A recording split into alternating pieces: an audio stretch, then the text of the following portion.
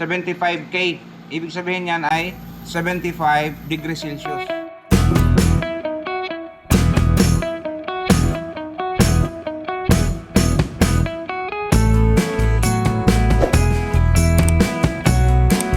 Sa lahat ng mga solid followers, thank you sa palaging suporta.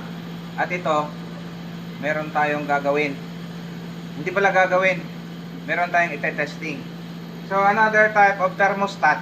Pero itong thermostat na to ay madalas ginagamit to sa mga welding machine. So ito naman ay normally open. Nung last na pinakita natin is normally closed.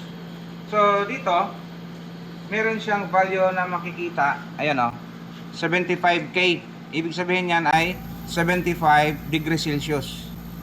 KW is a manufacturer's code base sa ating pagsaliksik, no? Okay, testing natin. So, gamit tayo ng times 10 or times 1. Bahala kayo kung anong gusto nyo gamitin dyan. Tingnan natin kung may reading ba. So, wala. Okay naman yung tester natin. Walang nakikita. Ngayon,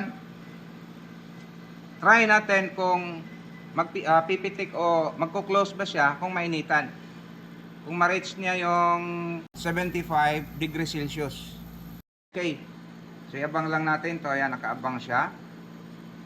Tapos, ipitin natin to. Hindi masunog. So, lalagyan lang natin ng sapin.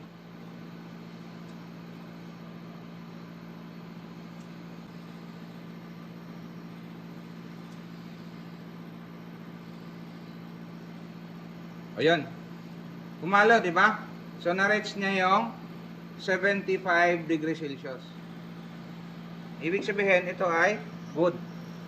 Pumitik siya nung na-reach niya yung ganong kainit. Okay?